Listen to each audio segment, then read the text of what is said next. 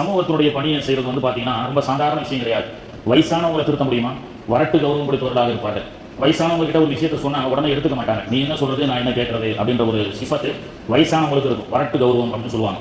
நபி ஸல்லல்லாஹு அலைஹி வஸல்லம் தர்பார்ல ஒரு வயசானவர் வர, ஒரு முதியவர்.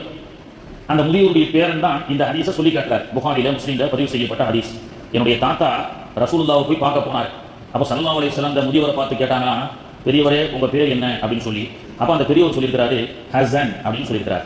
ஹசன் அல்ல ஹசன். ஹசன் அப்படின்னு சொன்னால் கவலை என்று அர்த்தம். அப்போ நாயகம் ஸல்லல்லாஹு அலைஹி வஸல்லம் அந்த பெரியவரிடத்துல, ஐயா பெரியவரே ஹசன் பேர் வச்சிருக்கீங்க, அதனுடைய அர்த்தம் கவலை அப்படின்ற அர்த்தம். கவலைன்னு பேர் வைக்கிறது அவ்வளவு நல்லா இல்லை, அதனால பேரை மாற்றிக் கொள்ளுங்களேன் அப்படின்னு யார் இடத்துல அந்த வயசான பெரியவரிடத்துல பெருமானார் ஸல்லல்லாஹு அலைஹி வஸல்லம் அவர்கள் சொல்கிறார்கள். அந்த பெரியவர் சொன்னாரு, நீங்க சொல்றதுக்காக எங்க அப்பா அம்மா வச்ச பேரெல்லாம் நான் மாற்ற முடியாது அப்படின்னு. நீங்க வந்து சொல்றதுக்காக எங்க அப்பா அம்மா வச்ச பேர் ஹசன்றதை நான் மாற்ற முடியாது அப்படின்னு அவர் வரட்டு கௌரவத்தால் மாணவியினுடைய அந்த வார்த்தையை அவர் செவி சாய்க்கவில்லை. அவருடைய பேரப்பிள்ளை தான் இந்த ஹதீஸ் அறிவிக்கிறாரு. சொல்கின்றார், என்னுடைய பாட்டனார் நபிகள் நாயகம் பேரை மாத்துங்க, பேர் வந்து கவலைன்னு வச்சிருக்கீங்க, அப்படி வைக்கிறது சரியில்லைன்னு சொல்லும் போது என் பாட்டனார் மாற்றியிருக்கலாம், ஆனால் வரட்டு கௌரவத்தால் அவர் மாற்றவில்லை பெயரை. எனவே எங்களுடைய குடும்பம் 2 தலைமுறையாக தொடர்ந்து எங்கள் குடும்பத்தில் மகிழ்ச்சி என்பதே இல்லை, நாங்கள் சிரித்ததே இல்லை வீட்டில் அப்படின்னு சொல்றாரு. அப்போ ஒரு மனிதனுடைய பெயர் கவலை என்று வைக்கப்பட்ட காரணத்தினால் 2 தலைமுறையும் பாதிக்குதுன்னு ரசூல் ஸல்லல்லாஹு அலைஹி வஸல்லம் சொல்றாங்கன்னா, இன்னைக்கு நியூமராலஜி பிரகாரம் அதற்கு எஃப்ல பேர் சொல்லுங்க, ஜேல பேர் சொல்லுங்க, கண்ட கலிய கூகுள் பேர்ல இருக்கக்கூடிய பேரை எல்லாம் பார்த்து நல்ல அழகான பேர் ரசூல்லா பேர் வைப்பதை நல்ல அழகான பேரா வைங்க. எனக்கு எத்தனை ஆண் குழந்தைகள் பிறந்தாலும் நான் இப்ராஹிம் என்று வைப்பதை விரும்புகின்றேன், எத்தனை பெண் குழந்தைகள் பிறந்தாலும் அந்த குழந்தைகளுக்கு எல்லாம் உஸ்மானுக்கு திருமணம் கொடுக்க நாடுகின்றேன் அப்படின்னு சொல்லி எவ்வளவோ லட்சக்கணக்கான சஹாபாக்கள், தியாகம் செய்த சஹாபாக்களுடைய பெயர்கள் எல்லாம் இருக்கிறது. ஆனால் இன்னைக்கு வந்து அந்த சமூகத்துல அந்த பேரெல்லாம் வந்து அதுக்கெல்லாம் பழைய ஃபேஷன், அதில் லேட்டஸ்டா சொல்லுங்க என்ன அப்படின்னு சொல்லி இன்னைக்கு வந்து பேரை கூட இஸ்லாத்தின் அடிப்படையில் நாயகம் சொன்ன அந்த அர்த்தத்தின் அடிப்படையில் வைக்கிறதுக்கு யாருமே இன்னைக்கு தயாராக இல்லாத அளவுக்கு உண்டான ஒரு சூழல் தான் இருந்து கொண்டிருக்கின்றது. அப்போ வயசானவங்க கிட்ட வரட்டு கௌரவம் இருக்கும், அவன் இளைஞர்கள் கிட்ட என்ன இருக்கும், பிடிவாதம் இருக்கும். சொல் பேச்சு கேட்காமல் இருப்பதே, முதியவர்களுடைய சொல்லை மீறி நடப்பதே இன்னைக்கு சின்ன பசங்களுக்கு சினிமாக்கள்லாம் சொல்லிக் கொடுக்குறாங்க. அந்த மாதிரி தான் இப்போ பிள்ளைங்கள்லாம் வளர்றாங்க. அப்படிதான் பெருமானார் ஸல்லல்லாஹு அலைஹி வஸல்லம் ஒரு அவையில சாப்பிட்டுக் கொண்டிருக்கின்றார்கள். ஒரு சிறுவர் மட்டும் என்ன செய்யறாரு, இடது கையால சாப்பிடுறார். அந்த மஜ்லிஸ்ல முஸ்லிம் ஷரீஃப்ல பதிவு செய்யப்பட்ட சம்பவம். நபி ஸல்லல்லாஹு அலைஹி வஸல்லம் சொன்னாங்க, யா குலாம் குல் பியமீனிக, ஓ வாலிபரே சிறுவரே உன்னுடைய வலது கையால சாப்பிடுங்கள் அப்படின்னு சொன்னார். இடது கையால தண்ணி குடிக்க கூடாது, இடது கையால டீ குடிக்க கூடாது. இவங்க சாப்பிட்டு இருக்கோம், கை எச்சா இருக்கு, சிச்சுவேஷன் பொறுத்து மாறலாம், ஆனால் இடது கையால குடிக்கிறது அது நபி வழி அல்ல. அப்படியே இடது கையில் எடுத்து தண்ணீர் எடுத்து குடித்தாலும் வலது கையை இப்படி வைத்து குடிப்பது என்பது நபி ஸல்லல்லாஹு அலைஹி வஸல்லம் அவர்கள் நமக்கு கற்றுக் கொடுத்தது. இப்படி கற்றுக் கொடுக்கப்பட்ட அந்த சூழலிலே பெருமானார் அவர்கள் அந்த வாலிபரிடத்துல குல் பியமீனிக யா குலாம், ஓ சிறுவரே வலது கையால சாப்பிடுங்க அப்படின்னு மாணவி அவர்கள் சொல்லும் பொழுது, வலது கையெல்லாம் தூக்க முடியாது அப்படின்னு திமிரா பேசினார். வாலிபருக்கு உண்டான உரித்தான வாணியில வலது கையெல்லாம் தூக்க முடியாது அப்படின்னு சொன்னார். ஓ வலது கையை உங்களால் தூக்க முடியாதா அப்படின்னு பெருமானார் அவர்கள் சொன்னார்கள். அவையில் இருப்பவர்கள் சொன்னார்கள், வலது கையால் சாப்பிட முடியும், பிடிவாதத்தால் நபிகள் நாயகம் என்ன சொல்றது, நான் என்ன செய்யறது அப்படி என்ற அந்த சிறுவர் பிடிவாதத்தால் வலது கையை தூக்க முடியாது என்று சொன்னார். மௌத்தாக வரைக்கும் அவருடைய வலது கையை அவர்கள் தூக்க முடியாமலேயே அல்லாஹ் ஆக்கிவிட்டான் என்று சொன்னார்கள். இப்படியாக ஒரு சமூகத்தை வந்து சீர்திருத்தம் செய்ய வேண்டும் என்று சொன்னால் முதியவர்களிடத்திலே வரட்டு கௌரவம் இருக்கும், வாலிபர்களிடத்துல திமிரும் பிடிவாதமும் இருக்கும். அப்போ இந்த மாதிரி ஒரு சராசரி மனிதருடைய நிலையை அப்படின்னு சொன்னா, பொழுதுபோக்குக்காக கலவரத்திலேயே வாழ்க்கையை கழிக்கப்பட்ட அந்த மக்கத்து அரபிகளை மாணவி ஸல்லல்லாஹு அலைஹி வஸல்லம் அவர்கள் எப்படி திருத்திருப்பார்கள். ஒரு அஜரத்து ஒரு பையன், ஒரு வாலிபர் சிகரெட் குடிக்கிறார். தம்பிங்க வாங்க, சிகரெட்டை குடிக்கிறீங்க, உடம்புக்கும் கேடு. ஒரு சிகரெட் வந்து ஆயுள் காலத்துல 2 நிமிஷம் 3 நிமிஷம் குறையலாம். ஒவ்வொரு சிகரெட் குடிக்க அவருடைய ஆயுள் காலங்களில் 3 நிமிஷம் 4 நிமிஷம் குறையிறதாக சொல்றாங்க. சரி, அந்த பையனுக்கு வந்து புத்திமதி சொல்லி சிந்திக்க வச்சு திருத்தலாம்னு சொல்லி அந்த அஜரத்தை கூப்பிட்டு, சிகரெட் குடிக்கிறீங்களே தப்பாச்சப்பா, சரி ஒரு நாளைக்கு நீங்க குடிக்கக்கூடிய சிகரெட்டின் விலை என்ன, 5 ரூபா அஜரத்து. ஒரு நாளைக்கு எத்தனை குடிப்பீங்க, 10 குடிக்கிறேன். ஒரு நாளைக்கு 50 ரூபா, 10 நாளைக்கு 500 ரூபா, மாசம் 1500 ரூபா ஊதியே கழிக்கிறீங்க. இதனால பணமும் வேஸ்ட்டு, உங்க உடம்பும் கெட்டு போகுது. மாசம் 1500 ரூபா, வருஷம் 18000 ரூபா, வருஷம் 18000 ரூபா. 10 எத்தனை வருஷமா தான் குடிக்கிறீங்க, 10 வருஷமா குடிக்கிறாங்க சார், 18 லட்சமா, 1,80,000 ரூபா ஒரு கணக்கு சொல்லி இவ்வளவு காசையும் புகை விட்டு இத்தனை லட்சத்தை நீங்க வேஸ்ட் ஆகிட்டீங்க தம்பின்னு சொல்லி சிந்திக்க வச்சு திருத்தலாம்னு சொல்லி அந்த வாலிபடத்துல அஜரத்து பேசுற. சிந்திக்கட்டும், முதல்ல உடம்பும் கேட்டாகுது, கணக்கு பண்ணி பார்த்தா இத்தனை லட்ச ரூபா வந்துருச்சா வேஸ்டா, ஒரு 12 லட்ச ரூபா 10 லட்ச ரூபா கணக்கு, வருஷத்துக்கு மாசத்துக்கு 15,000 ரூபா அப்படின்னு சொன்னா சரி எப்படிதான் மாசம் எவ்வளவு, 1500 ரூபா, வருஷத்துக்கு 18,000 ரூபா, ஒரு 10 வருஷத்துக்கு 1,80,000 ரூபா, 18 லட்சம்.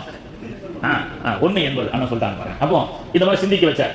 உடனே அந்த பையன் வந்து சரி அதற்கு நல்லதுதான் சொல்றாரு, நம்ம ஊதியே 1,80,000 ரூபாய்க்கு நம்ம கழிச்சிருக்கிறோம் அப்படின்னு சொல்லி சிந்திச்சு திருந்துமா இல்லையா? ஆனா இலைவட்டம் இல்லையா, அது உடனே ஏற்றுக்கொள்ளக்கூடிய பண்பு இருக்கார். அப்படியே அதுக்கு உங்களுக்கு என்ன வயசாகுது, எனக்கு ஒரு 40 வயசாகுதா, அப்படின்னா நீங்க 20 வருஷமா சிகரெட்டே குடிக்கல, உங்களுக்கு அந்த பழக்கம் இருக்காது. ஆமா, அப்படின்னா நீங்க ஒரு 20 லட்சம் ரூபாய் சேர்த்து வச்சிருக்கணும் அப்படின்னா அவன். அந்த மாதிரி தான் இளைஞர்களுடைய விஷயத்தை அவங்களை திருத்தணும் போனா இப்படிதான் நம்ம இடத்துல வந்து அவங்க சொல்லுவாங்க. அவன் அப்படிப்பட்ட இளைவட்டத்தை எப்படி பெருமானார் ஸல்லல்லாஹு அலைஹி வஸல்லம் அவர்கள் இந்த சமூகத்திலே வார்த்தை எடுத்தார்கள். பெருமானார் அவர்கள் அன்பால் அரவணைப்பால், ஒரு அன்னைக்கு கூட சொன்ன ஒரு நபித்தோட ஒரு கிழட்டு ஒட்டகையில ஒரு வாலிபர் வந்திருக்கிறார். அது வந்து இப்ப இருக்கக்கூடிய வாகனம் மாதிரி, டிவிஎஸ் சாம்பு மாதிரி.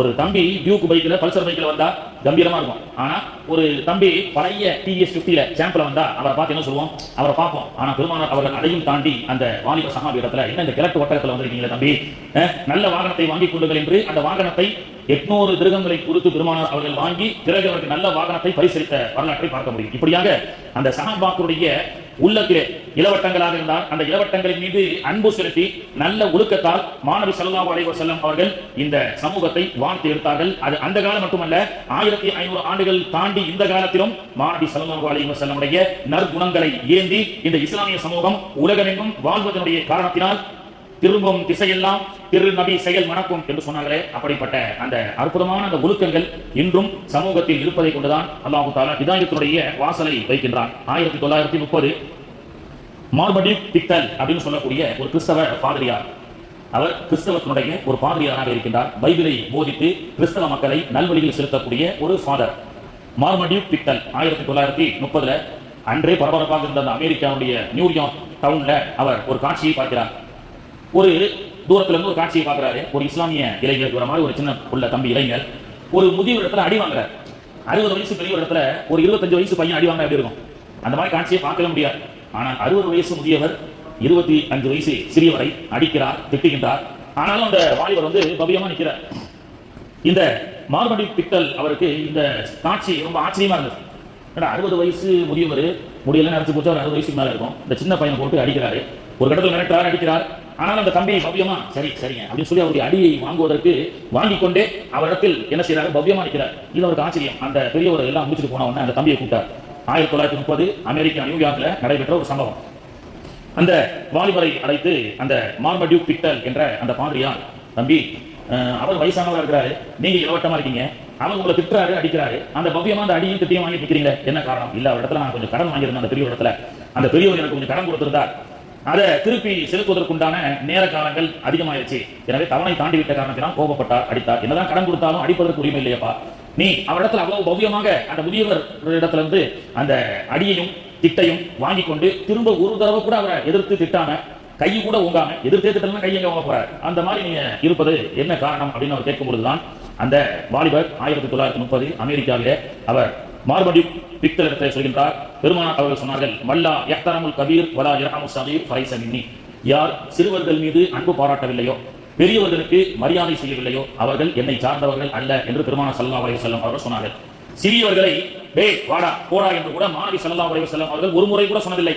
அனஸ் ரலியல்லாஹு அன்ஹு 10 வயசுல மாணவியிடத்திலே சேர்ந்தேன், 20 வயது வரை மாணவியினுடைய தர்பாரிலேயே இருந்து மார்க்க கல்வியையும் ஒழுக்கத்தையும் கற்றுக்கொண்டேன், 11 வயசுல இருந்து 20 வயசு வரை மாணவியினுடைய தர்பாரில் இருக்கும் காலத்திலே ஒரு நாள் கூட நபிகள் நாயகம் ஸல்லல்லாஹு அலைஹி வஸல்லம் அனஸ் இங்கே வாடா என்று சொன்னதில்லை, இந்த மாதிரி செய்யடா அப்படின்னு சொன்னது கிடையாது. அப்ப எவ்வளவு அன்பாக அந்த சமூகத்தை, தன்னோடு இருந்த அந்த மாணவர்களை, தன்னோடு இருந்த அந்த சஹாபாக்களை எப்படி வழிநடத்தி இருப்பார்கள். அப்போ அந்த அடி வாங்கிய வாஷிங்டன், அமெரிக்காவிலே நியூயார்க்கிலே அடி வாங்கிய அந்த சிறுவர் மாணவியினுடைய இந்த ஒற்றை வரி ஹதீஸை மட்டும்தான் அந்த மார்படிக் பிக்தல் என்ற அந்த பாதிரியாரிடத்திலே சொல்கிறார்.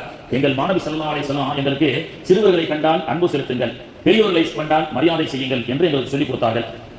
அப்போ அவர் சிந்திக்கிறார், 1400 ஆண்டுகளுக்கு முன்பு அரபு பாலைவனத்திலே இருந்த ஒரு ப்ராஃபட் முஹம்மது என்ற ஒரு நபி, அவர் சொன்ன பல விஷயத்திலே ஒரு சின்ன ஒரு உபதேசம், அந்த உபதேசத்தை 1930 அமெரிக்கா வாஷிங்டனிலே ஒரு அதை செயலாற்றிக் கொண்டிருக்கின்றார் என்று சொன்னால், who is the prophet Muhammad sallallahu alaihi wasallam, who is the prophet Muhammad ஆய்வு செய்கின்றார். பைபிளையே கரைத்து குடித்து கிறிஸ்தவ சமூகத்தை வழிநடத்திய அந்த பாதிரியாருடைய கைக்கு அல்லாஹ் இந்த வாலிபருடைய செயலை கொண்டு குர்ஆனை திறக்க வைத்தான், ஹதீஸை திறக்க வைத்தான். திறந்து மாணவியினுடைய வாழ்க்கை வரலாறை படிக்கின்றார். மார்படிக் பிக்தல் என்று சொல்லப்பட்ட அந்த பாதிரியார் 1930 தன்னுடைய பெயரை முஹம்மத் மார்படிக் பிக்தல் என்று பெயரை மாற்றியது மட்டும் வரலாறு அல்ல, முதலிலே குர்ஆனை ஆங்கிலத்தில் மொழிபெயர்ப்பு செய்தார். The meaning of the glorious Quran என்று அவர் எழுதுகிறார். The meaning of the glorious Quran என்ற அந்த குர்ஆனுடைய ஆங்கில மொழிபெயர்ப்பை 1930 மார்படிக் பிக்தல், முஹம்மது மார்படிக் பிக்தல் எழுதுகிறார் என்று சொன்னால், மாணவியினுடைய திரும்பும் திசையெல்லாம் திரு நபியின் செயல் மணக்கும். எங்கெல்லாம் மாநபியுடைய அந்த சுன்னத்துகளை, அதைத்தான் ரசூலுல்லாஹ் சொன்னாங்க, மன் சன்னா சுன்னத்தன் இந்த ஃபித்னத்தில் ஸமானி, குழப்பமான காலகட்டத்திலே யார் என்னுடைய ஒரு சுன்னத்தை ஹயாத்தாக்குகின்றார்களோ அவர்களுக்கு 100 ஷஹீதின் 100 ஷஹீதுடைய அந்தஸ்தை அல்லாஹ் தருவான் என்று சொன்னார்கள். மிக பிரபலமான ஒரு மேற்கத்திய கலாச்சார விருந்திலே உதைஃபத் இப்னு யமான் என்ற ஒரு சஹாபியும் இன்னும் 2 நபித்தோழர்கள் எல்லாம் ரோமாபுரி என்று நினைக்கின்றேன், ரோம் நாட்டினுடைய அல்லது அந்த பாரசீக நாட்டினுடைய கலாச்சார அரசர்கள் அவையிலே ஒரு விருந்து வைக்கப்படுகிறது. அங்கே நின்று கொண்டு சாப்பிடக்கூடிய கலாச்சாரம், புஃபே சிஸ்டம் அன்றே அந்த மேற்கத்திய உலகம் கடைபிடித்து நடந்தது. அந்த மேற்கத்திய கலாச்சாரத்தில் நடைபெற்ற ஒரு மிகப்பெரிய விருந்தோம்பலுக்கு உதைஃபத் இப்னு யமான் என்ற ஒரு நபித்தோழரும் இன்னும் 2 சஹாபாக்கள் செல்கிறார்கள்.